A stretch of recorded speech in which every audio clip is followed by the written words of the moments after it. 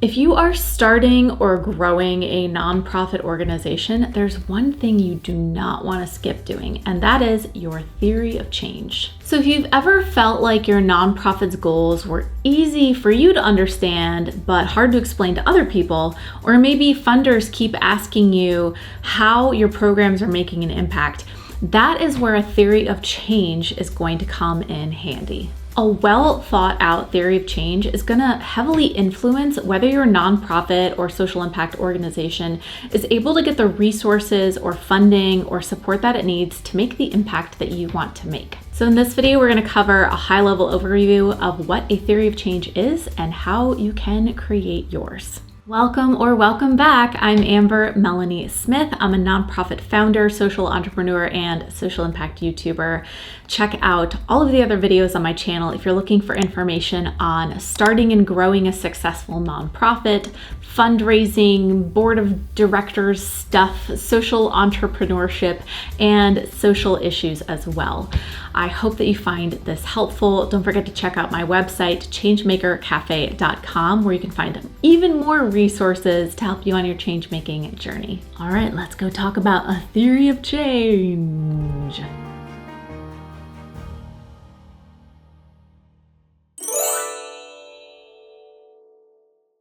I'm not sure if I drove this home in my intro there, but a theory of change is a really important tool. And if you're not familiar with it, it's actually a document or a graphic, something that you can actually show people. But what it does is it helps you and your team think about your organization mission and vision and communicate it well to others. Think of a theory of change as kind of like a roadmap. It's going to show the path that your organization follows from its activities to its long-term impacts, and it's going to connect all those dots in between.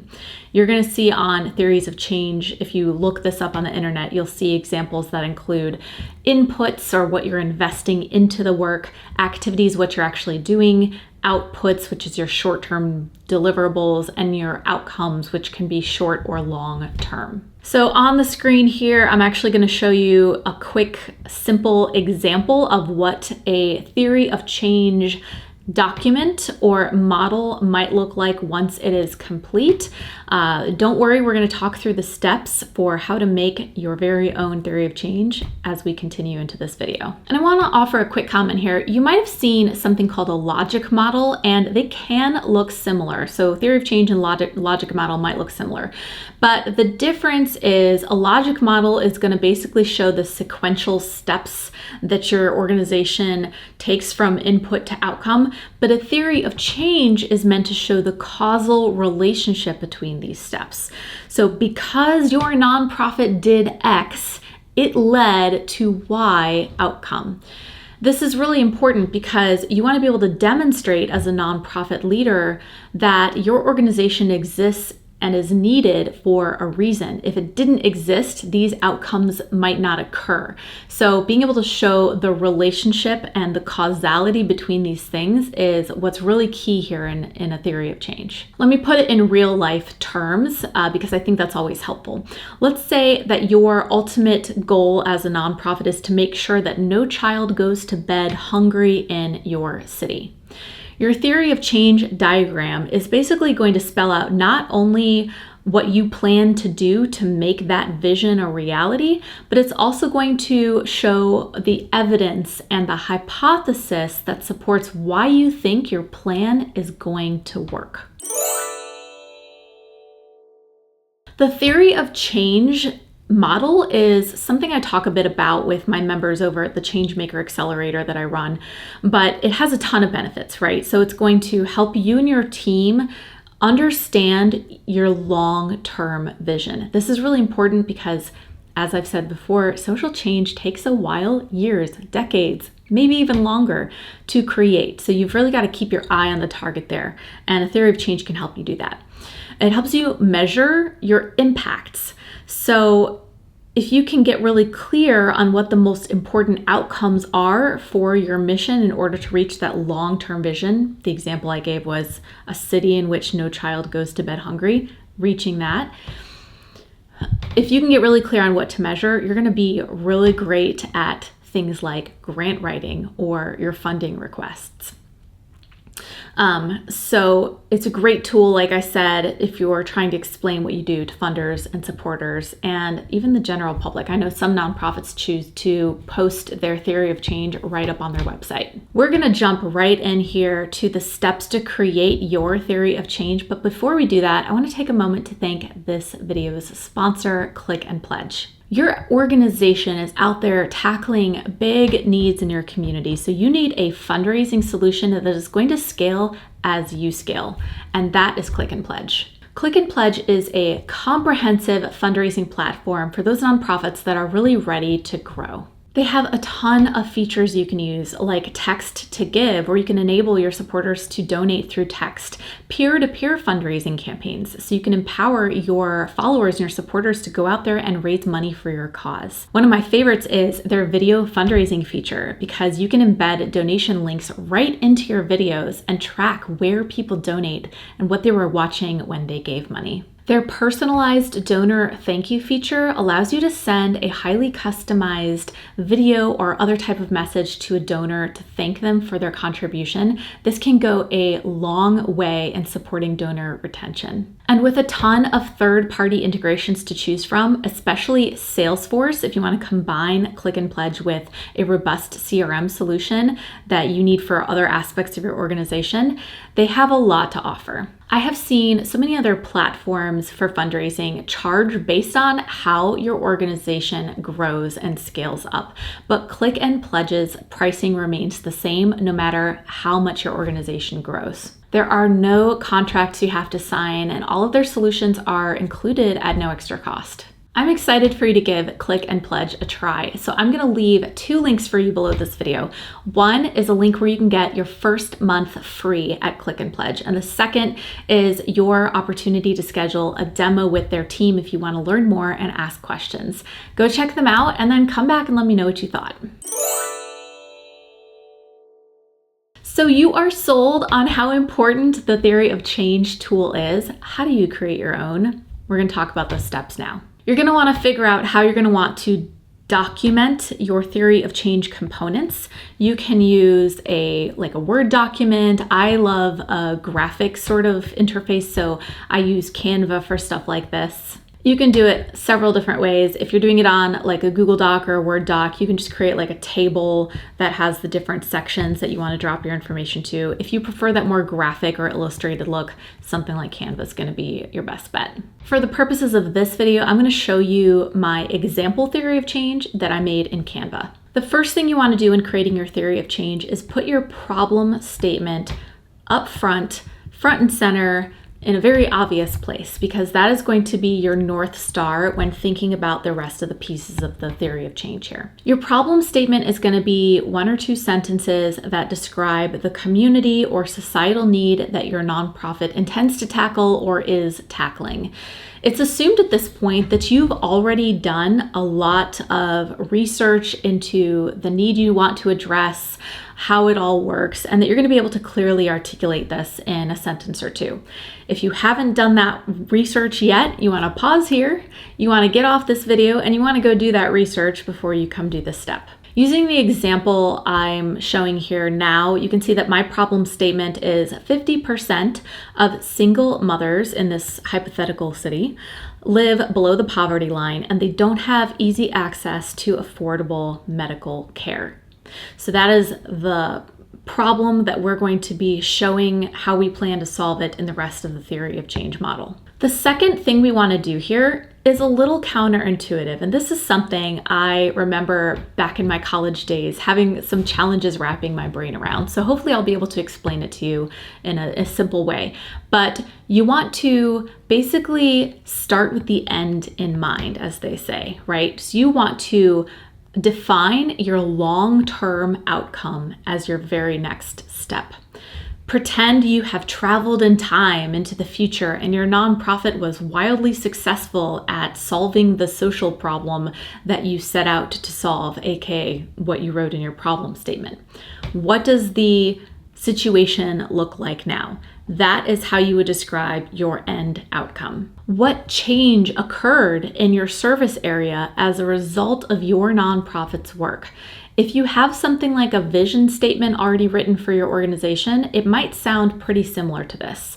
We said earlier an example might be a city where no child goes to bed hungry, right? So that could be your ultimate outcome. For the purposes of this example, using the problem statement I shared, let's say that our end outcome is that single mothers get affordable medical care whenever they need it, without having to sacrifice other family expenses along the way. So again, as you're mapping this out, this is going to go at the end of your theory of change model in the order of things. And in the steps that follow, we're going to work backwards to lead to that outcome. In the third step here, we're going to describe briefly our nonprofit's main programming or services or activities. The idea is, here's where you're going to start to really form the theory in your theory of change.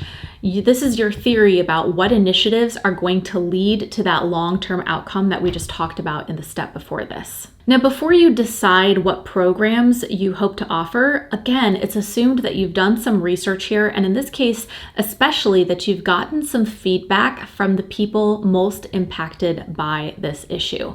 So this is where you would be doing a community needs assessment, really listening to the people affected by this problem to understand what programs or services they might need to lead to that outcome.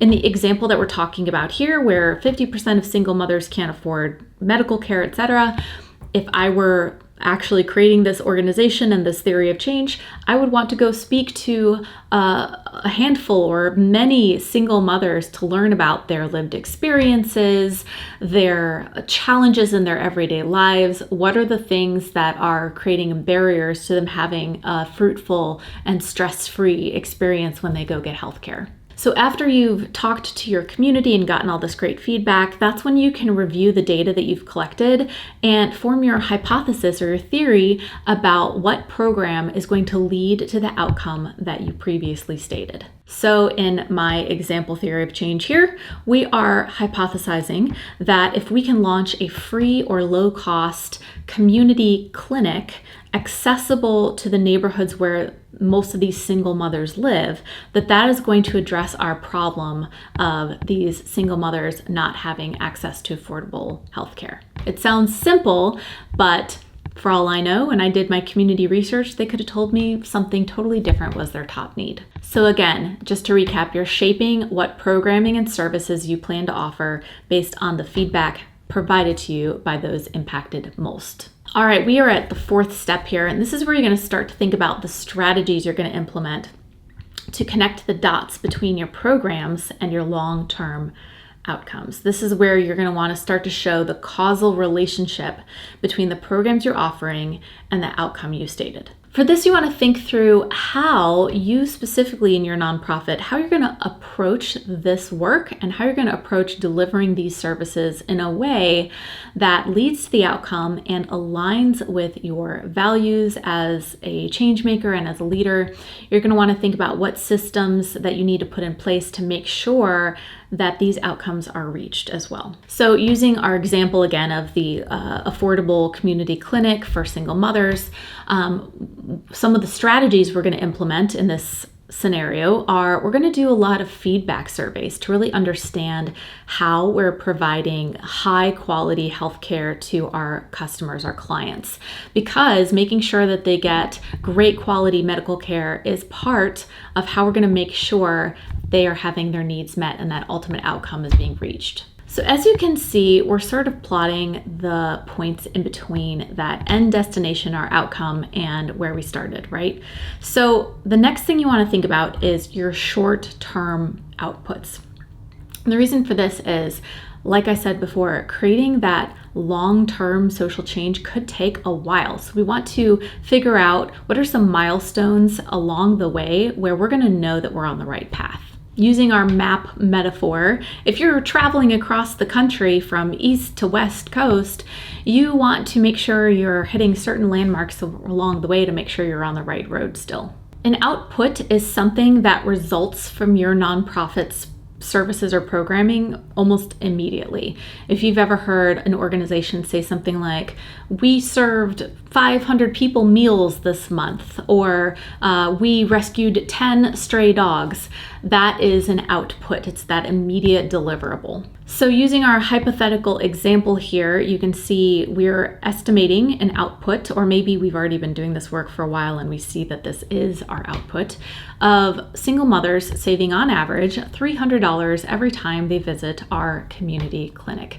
And that's money that they can reallocate to other family expenses. For the purposes of this video, I kept this theory of change example pretty simple, but in other theories of change, you might see these outputs and outcomes get a little bit more robust and there might be more of them. So you've got your short-term outputs, but you also might have short-term outcomes. So an outcome is how a situation has changed from its status quo to its present situation. How did it change? So maybe an outcome that happens at 6 months or 1 year or 5 years, and then your long-term outcome 10 years. So just know that if you go looking for theory of change examples online, you might see different variations of this. For the 6th step, we have identified our long-term outcome. We have hypothesized about the programming and services we're going to offer that it's going to lead to that outcome, and we've plotted some steps in between our outputs to know that we're on the right path, and our strategies to make sure that we are aligned with our work at all times. But there's something really important here that we need to make all of this happen, and that is resources. This is our inputs. So what do you need to invest into all of this work to make sure all of this can happen? These are your preconditions, so things that must be in place for those other results to occur. It could be logistics related, like you need funding, you need staffing with certain skill sets, you need some training to occur. It could be things like that. It can also be preconditions in your environment. So before we can launch this community clinic, we really need this policy from the city to be changed that claims we can't have a community clinic in this area of town. I'm just making that up, but something that has to occur, be invested into the project before it can happen. I like to think of inputs as like your shopping list for your social change initiative. You need all of these things in order to do this. So now you should have a full diagram from your inputs to your programming, to your strategies and short-term outputs and long-term outcomes, all nice and neat in a row. And you should be able to show this theory of change to anyone and have them understand on a simple level how your organization works, the problem that it's aiming to solve, and why it is likely to be effective. I'd love to hear what you thought. Does your organization already have a theory of change? Or if not, what are your questions or challenges around creating one? Share all of that in the comments. I'm really curious how you're using this awesome tool. Like I said, don't forget to give this video a like, subscribe to this channel, because that really helps us get the word out to more change makers and reach more people to equip them with in their social good work. I have my website, changemakercafe.com, where you can see all of my content organized into categories and get that link to join our weekly newsletter, Changemaker Mondays, as well. I hope you found this valuable and helpful. I'll see you later. I'm Amber Melanie Smith. Bye-bye.